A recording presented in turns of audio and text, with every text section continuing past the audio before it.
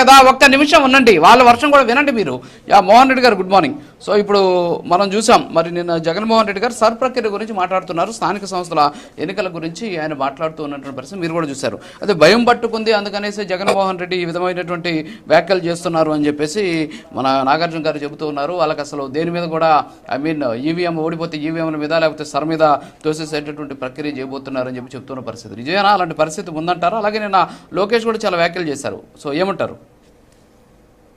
రాజు గారు, పీకు వేణు గారికి, విజయశేఖర్ రెడ్డి గారికి, నాగార్జున గారికి, చూస్తున్న వీక్షకులకు అందరికీ పేరు పేరును హృదయపూర్వకంగా నమస్కారాలు అండి.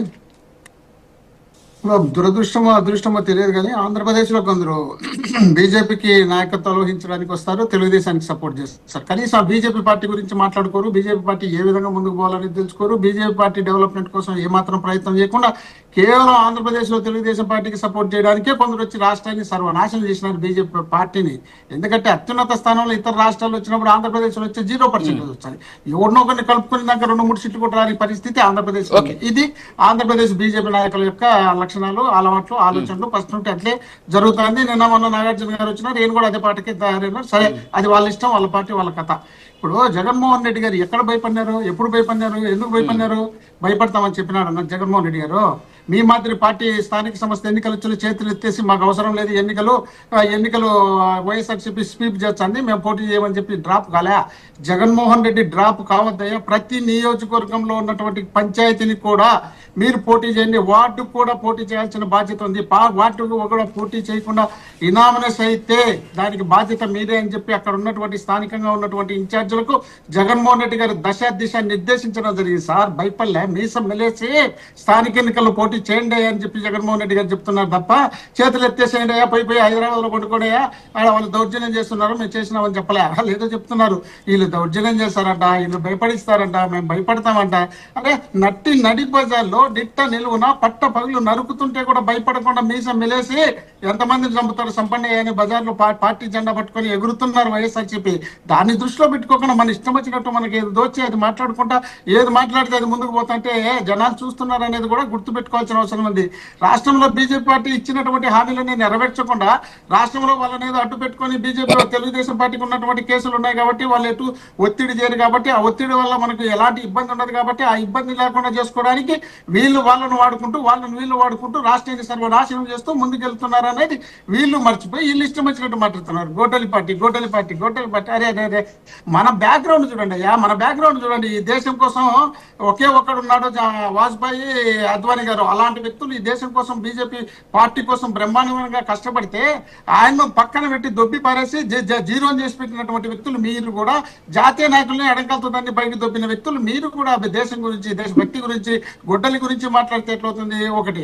రెండోది, వీళ్ళు పదే గొడ్డలు అంటున్నారు. ఎవరికి ఏ బ్యాక్గ్రౌండ్ ఉంది అనేది తెలుసుకోకుండా, ఎవరు ఎక్కడి నుండి వచ్చినామనేది తెలుసుకోకుండా మన ఇష్టం వచ్చినట్టు ఎవరి మీద ఒకరి మీద నిందలేసిపోతే ఆ నిందలను మాత్రమే చూస్తుంటారు అనే విధంగా పడిపోతున్నారు. ఈ రోజు ఎన్టీఆర్ జయంతి సందర్భంగా పార్టీ మహానాడు జరుపుకుంటున్నారు. మహానాడు జరుపుకున్న వ్యక్తులు అక్కడ దశ నిర్దేశించడానికి ప్రయత్నం చేయకుండా వీళ్ళు స్టార్ట్ చేసినప్పటి నుండి ఎవరెవరిని ఏ ప్రాంతం నుండి ఏ పార్టీల నుండి తిట్టించాలనే ఉద్దేశాన్ని దృష్టిలో పెట్టుకొని వీళ్ళు చేయడమే కాకుండా గ్రామాల్లో పూర్తి స్థాయిలో అటర్ ఫ్లాప్ అయిపోయింది. అటర్ ఫ్లాప్ అయిపోయిన తర్వాత టెంపుల్లలో గుళ్ళల్లో ఉంటారు కదా, గుళ్ళల్లో ఉన్నటువంటి పూజారులతోనూ, గుళ్ళల్లో ఉన్నటువంటి స్వీపర్లతోనూ వాళ్ళతోనూ జెండాలు కట్టించి ఇది విర్చువల్ గా జరుగుతుంది, వర్చువల్ గాని అక్కడ పెట్టుకుంటే మా జిల్లాలో వచ్చేసి గ్రామ సెక్రటరీలు, గ్రామ పంచాయతీ ఆఫీసుల్లో ఇక్కడ చేస్తే, అనకాపల్లిలో దాదాపు వెంకటేశ్వర స్వామి గుడికి పోయి చేస్తే, చిత్తూరు జిల్లాలో గంగమ్మ గుడిలో పోయి తీసుకుపోయి వీళ్ళు పనిచేస్తే వీళ్ళు ఎక్కడ వీళ్ళకు మహానాడు విజయవంతం అవుతుంది, విజయవంతం కాలేదు కాబట్టి, జనాలు రాలేదు కాబట్టి, వీళ్ళకి ఇబ్బందికరంగా ఉంది కాబట్టి, వీళ్ళను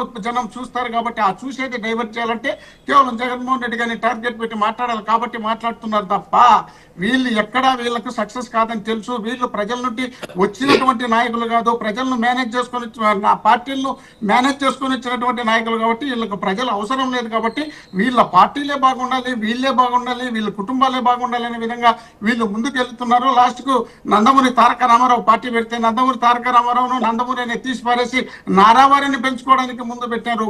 ఇప్పుడు లోకేష్ గారికి వర్కింగ్ ప్రెసిడెంట్ ఇచ్చిన సంతోషం, మరి అదే బాలకృష్ణ గారికి అంటే చేతగానుడనే అసమర్థుడనే మరి ఆయన కిందకి లేకపోయినారు. మీకన్నా ముందు నుండి 3 సార్లు ఎమ్మెల్యేగా ఓడిపోకుండా గెలిచినటువంటి బాలకృష్ణ గారు ఎన్టీ రామారావు గారి కుమారుడు. మరి అలాంటి వ్యక్తికి ఎందుకు ఇవ్వకుండా ఉన్నారు? తండ్రి జాతీయ అధ్యక్షుడు, కొడుకు వర్కింగ్ ప్రెసిడెంట్ అంతా అబ్బాబ్బా ఏం రాజకీయాలు చేస్తున్నారో మిమ్మల్ని చూసి జనాలు మీకు సపోర్ట్ చేస్తున్నారు.